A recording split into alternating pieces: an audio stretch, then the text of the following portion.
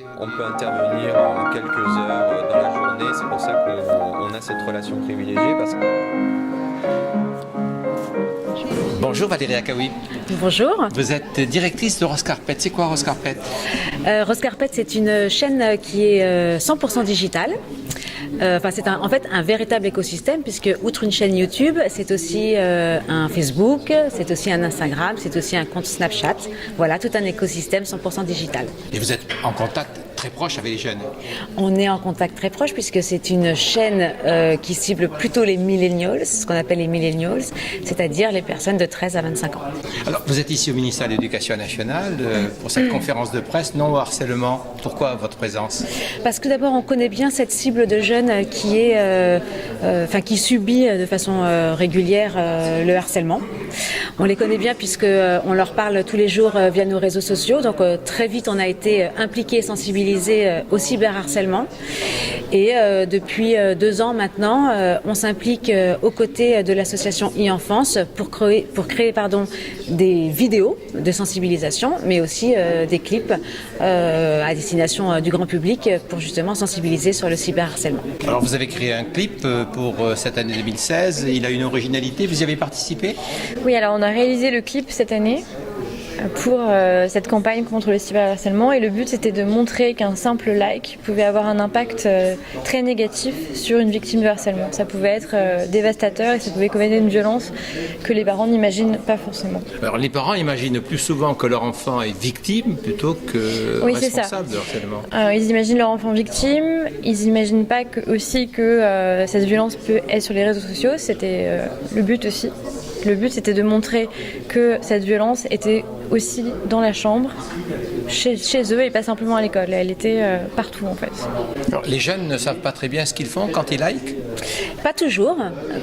Et justement le but de cette campagne, c'est aussi de leur montrer que d'un simple geste, même s'ils ne sont pas partie prenante d'une affaire de harcèlement, un simple like, un simple partager une photo, partager un post qui est malveillant, un simple commentaire sous une vidéo ou sous un post méchant a une implication et peut être considéré à juste titre comme du harcèlement.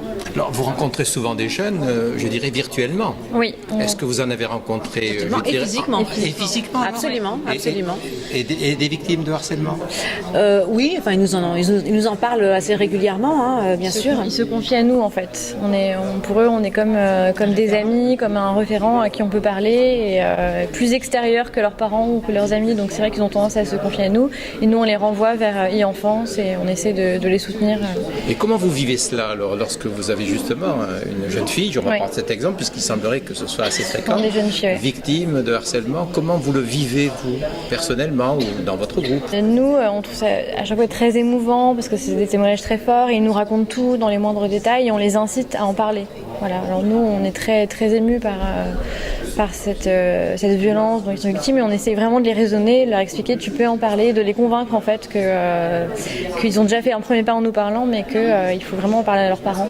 Un peu choqués aussi parce que les propos sont violents, d'autant plus violents on s'imagine pas souvent de la part d'enfants de 12-13 ans de la violence qu'il peut avoir dans certains de leurs propos. Pour nous, on arrive encore à tomber des nues quand on lit certains commentaires et certaines agressions. Et pourtant, on en voit passer des choses. Et vous en voyez aussi qui proviennent d'enfants qui sont plus jeunes. Oui, nous, on écoute beaucoup les enfants de, on va dire, 11 à 17 ans, puisque c'est eux qui finalement créent le plus d'interactions sur les réseaux sociaux, puisque c'est eux qui commentent beaucoup, c'est eux qui likent, c'est eux qui partagent. Donc c'est eux qu'on écoute en premier. Et je pense que le cyberharcèlement cible particulièrement la tranche jeune de nos ados et qu'à partir effectivement de 18 ans, 20 ans, ça se calme. Mais oui, le collège est, je dirais, la cible la plus visée et la plus sensible à ce problème. Et comment vous expliquez plus exactement ce mur du silence? Je pense qu'il y a de la honte.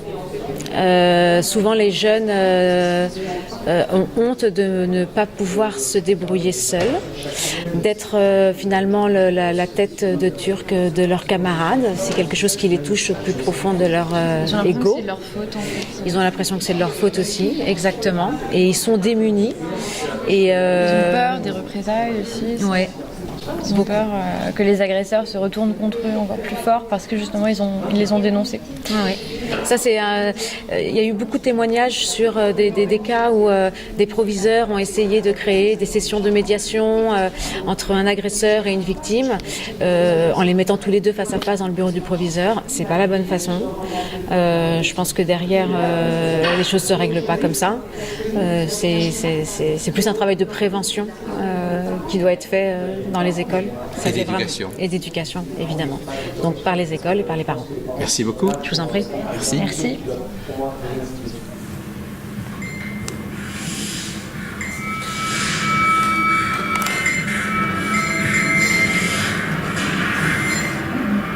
Hugo,